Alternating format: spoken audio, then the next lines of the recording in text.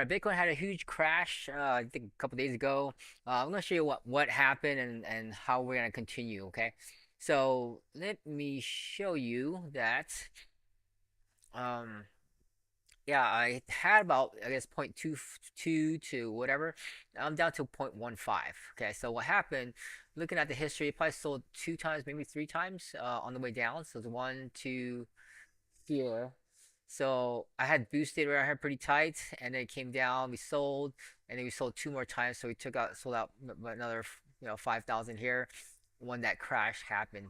Okay, all the while, what happened was like it kind of kept our positions healthy, and we can then continue to borrow. As far as my equity wise, let's see what happened here. I guess I'm down to about maybe 6,000. I did borrow about maybe 1 to 2,000 around that time, so I probably lost about 2,000 to 125%, I think, on the way down. But you know what? It's part of it. I mean, even though, yeah, we gained and we lost, but it could be unrealized. It's money that we didn't tap on. And sometimes when you guys see on the daily, every time it kind of hits like towards the top of these peaks, it will be a good time to actually maybe either cash out more or take more profit.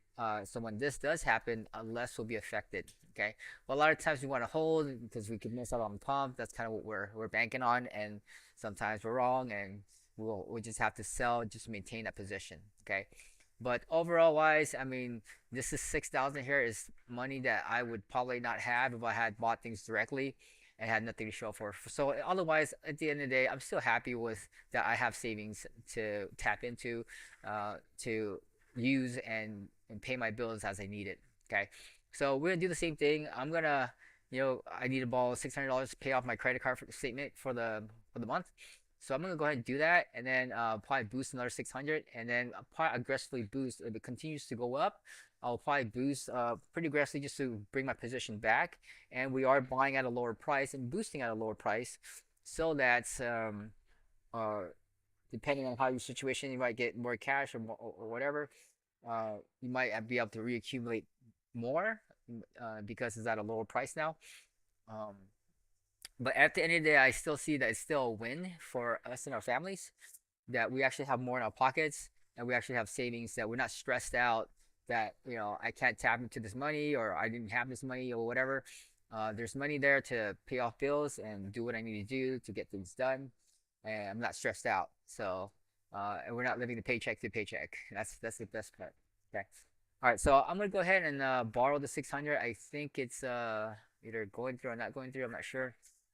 Let me refresh this, see what's going on here. So I'm gonna go ahead and borrow what I need, boost $600, and I think I borrowed it. So it's, yeah, that should have been there. Borrowed. Yeah, so it did go through. Let's see if I can boost it without triggering too much. Um, that would bring my position to 106, so I have 1%, which I think is okay, it's safe. And all the while, as more comes in, we will continue to do so and then keeping our position hopefully.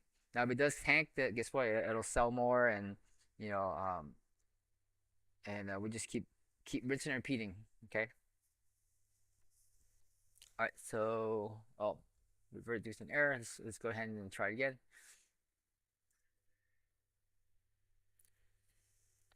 Accept and send.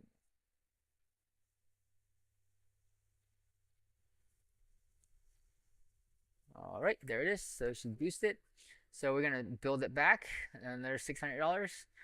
Position is there, 1%. So it's gonna have to drop from 1% there, but I think it's gone through the wick. It's climbing its own way back up. So hopefully it stays down for us to rebuild.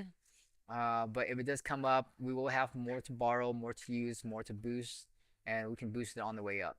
Okay. All right. So that's all I have for today. I think this is the best way to do it. If you were in perpetual, you probably would have got liquidated. That short I did have got liquidated. My 1x leverage share is still probably safe. It just, it's down a couple bucks, but we kind of DCA down. We were up here, now our entry is now dollar cost average into here.